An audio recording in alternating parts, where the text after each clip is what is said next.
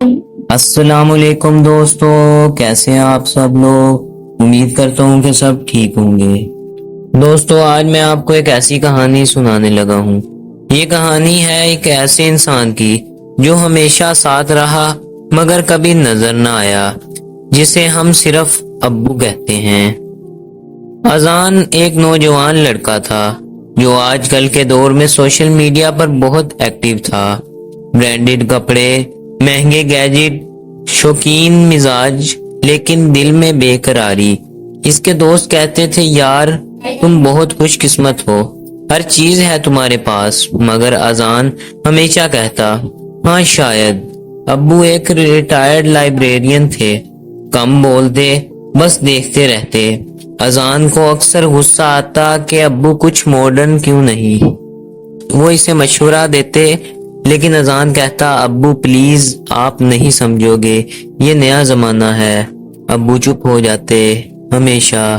ایک دن اذان کی گاڑی خراب ہو گئی۔ اس نے سب دوستوں کو فون کیا، کسی نے لفٹ نہیں دی۔ آخر میں دل پر پتھر رکھ کر ابو کو فون کیا۔ ابو مجھے لینے آ سکتے ہیں؟ جواب آیا، بیٹا میں تو کب سے تمہیں لینے کو تیار ہوں، بس تم نے بلایا نہیں تھا۔ ابو آئے، پسینے میں بھیگے ہوئے، پر مسکرا رہے تھے۔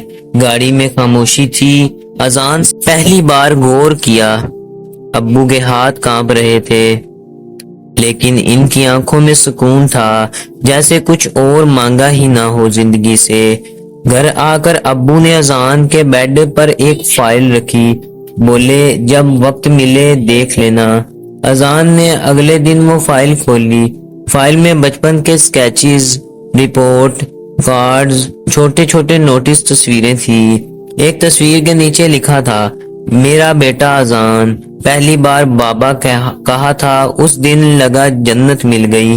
ایک اور کاغذ ملا جس پر خرچ لکھے تھے، اذان کی پہلی سائیکل، بیچا اپنا موبائل، کالج کی فیس، اوور ٹائم لگایا، اور آخر میں لکھا تھا، میں نے ساری زندگی اپنے بیٹے کی خوشی میں گزاری، اب وہ خوش ہے، میں مکمل ہوں۔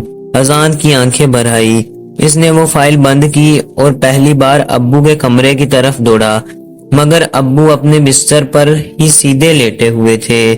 ہاتھ میں وہی تصویر تھی اور دل بند ہو چکا تھا۔ اذان ٹوٹ چکا تھا۔ اس نے ابو کا ہاتھ پکڑا، آنکھوں میں آنکھیں ڈال کر بولا، ابو میں نے آپ کو کبھی سمجھا ہی نہیں۔ جواب میں خاموشی تھی، شدید خاموشی۔ تدفین کے دن اذان نے فائل سب کو دکھائی۔ مولوی صاحب بولے، کچھ لوگ دنیا سے چلے جاتے ہیں لیکن اپنی محبت چھوڑ جاتے ہیں۔ اس دن اذان نے سوشل میڈیا پر صرف ایک لائن پوسٹ کی، میرے پاس سب کچھ تھا، لیکن جس کے سائے میں پل کر نوجوان ہوا اسے کبھی محسوس ہی نہ کر سکا۔ دوستو، باپ محبت کرتا ہے مگر اس کی زبان خاموش ہوتی ہے۔